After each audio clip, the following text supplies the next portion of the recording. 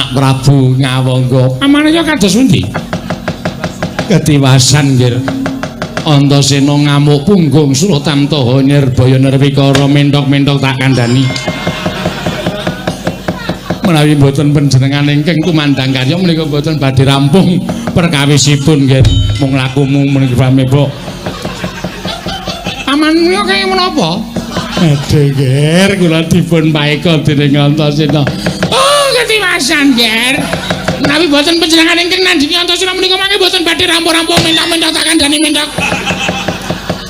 Pun kula sumanggaaken. Oh, kula sumanggaaken anggering pancuka badhe ngisah dhateng Antasena. Antasena saya badhe mbedhah negari Ngastina. Mong aku mulih bae-bae. Ana kandhang wae, Ger. Antasena wong edan mung tuwa-tuwa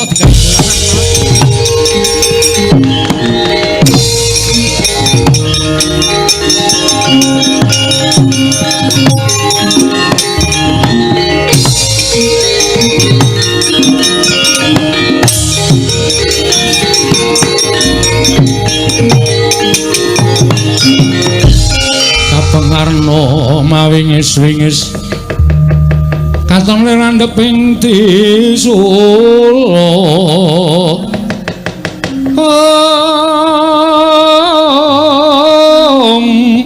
Nitra Marakota lir kabaranan.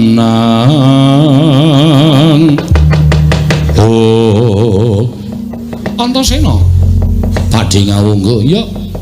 Lah kok kebangetan ngono gawe ranging paman Sengkuni karo Bawaduna. Wong tuwa-tuwa piyai luhur.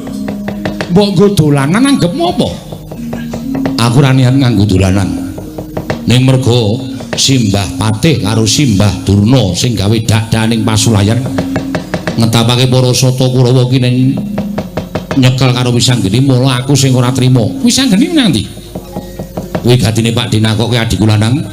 Wisanggeni bakal tak dawuhi supaya bali marang Dresila Geni. Nek ora gelem tak rudha paripeksa. Apa kira-kira Wisanggeni wani karo wong atuane Ngawangga?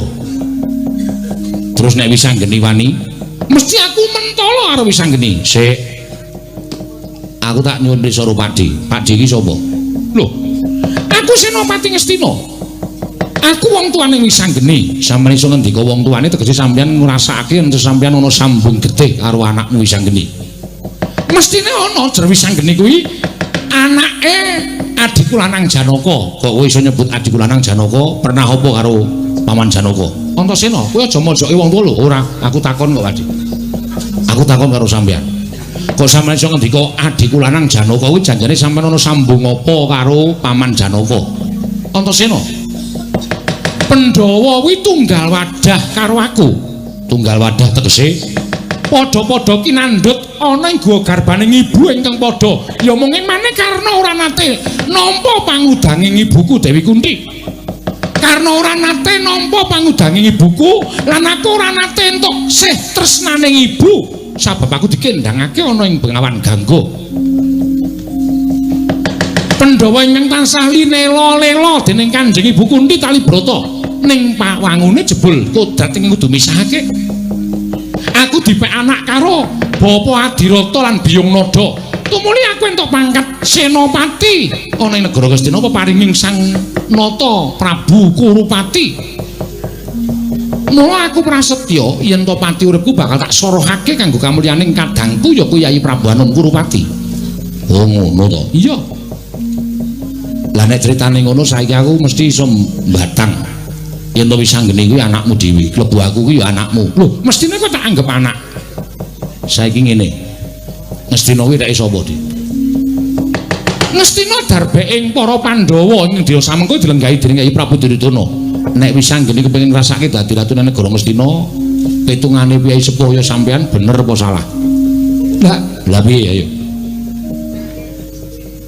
Yen miturut petungan ganep bener. Lah nek pancen bener mbok ora kita Ngastina diparingke ngampil kok malah sampean arep mentolo karo anakmu lanang. Saiki ngene, perkarane malah engko dadi gedhe lho. Nek nganti Wisanggeni iki engko mati utawa Wisanggeni iki cilaka saka tanganing Siwa Karna ing Ngawangga, aku ora bakal meneng. Aku mesti wadul karo Paman Janaka. Nek Paman Janaka mengko iku nesu mergo anake dipiloro karo makne gedhe, nek nganti gegeran aku mau tanggung lho. Nek nganti perang Bratayuda dikenceng, digelak mangsane digege wancine. Nek nganti iki ku Bratayuda digege wancine digelak mangsane mergo sampeyan gawe dadaning pasulayan miloro karo anak adiku Wisanggeni. Nek ana tantri maning dewa, nek digoleki pun jering keluputan kabeh ana Siwa Ngawangga. Sampeyan bakal entuk melaking dewa. Wis, yo tak duduke nang Wisanggeni yo. Ayo tak duduke. Wisanggeni cekel harta kapak-kapake sak karepmu, ning aku mesti wadul karo wong tuane Wisanggeni. Nek wani ora karo cah cilik, karo tuwa do tuwa. Ben kabeh ya iso ngrasake. Terus saiki aku tak takon karo sampean, jane sampean iki dipunjung apa to kok mentolomen karo anak sampean dhewe? Sing wong liya mangrangkul, sing wong kulit daging sampean dhewe malah arep tok piloro, malah arep tok pateni. Apa nek ngono aku iso ngarani ento Ratu Ngawangga iki jebul blereng marang derajat pangkat? Apa ngono aku iso ngarani Ratu Ngawangga iki jebul ngawula karo bondo donya, ngawula karo derajat pangkat? Mau mergo diwenehi pangkat Senopati kok pati uripe disorohke marang Uwa Prabu Ngastina, Uwa Prabu Duryudana. Edyan kowe Antasena.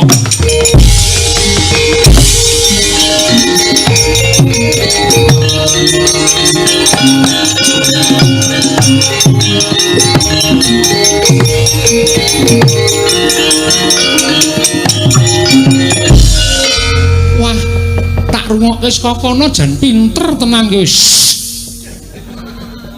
Usah omong. Kene sing mikir kono lenggan, mengko sing dadi ratu kono so wae nang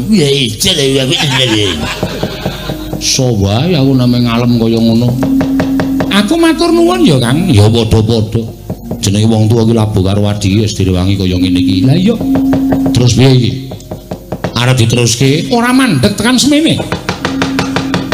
Yen nganti Nalendra Ngastina iki mengko ngoncati negara Ngastina, sirku ora bakal niat dadi ratu nek urung ngrangket Ratu Ngastina.